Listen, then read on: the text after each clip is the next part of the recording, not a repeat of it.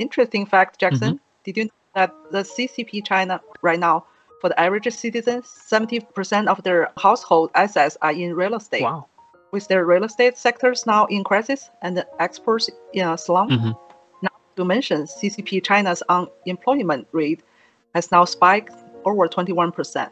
No wonder President Biden is calling CCP China is ticking time bomb. Jackson? Yes, thank you, Leica. Consumer confidence is definitely at an all-time low in China, or CCP China, even after the Chinese government has rolled out several measures to boost their domestic consumption in hopes to revive the real estate sector, including cutting interest rates for the first time ever since the 2008 financial crisis. It seems that the citizens of China have now today lost their trust for the government and these so-called giant state-owned enterprises, ultimately forcing the people to stop or slow down their spending, resorting to saving their money in the banks instead.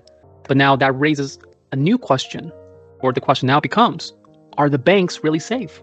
How safe are the banks in CCP China? With that said, circling back to Mr. Miles Guo's question number 1, let's take a look. He says that the CCP China's real estate and financial crisis has officially begun. What will happen in China, or what is going to happen to China? Now, with that said, in past videos from Mr. Miles Guo, we have learned that once CCP China's economy collapses, it will cause a severe global disaster. A few items to note are the following.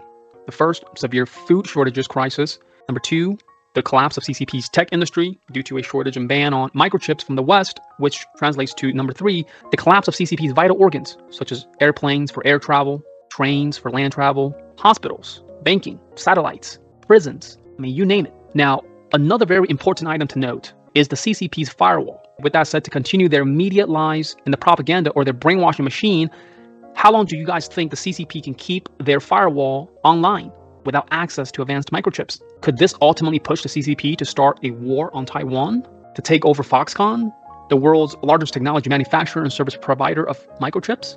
Very interesting indeed.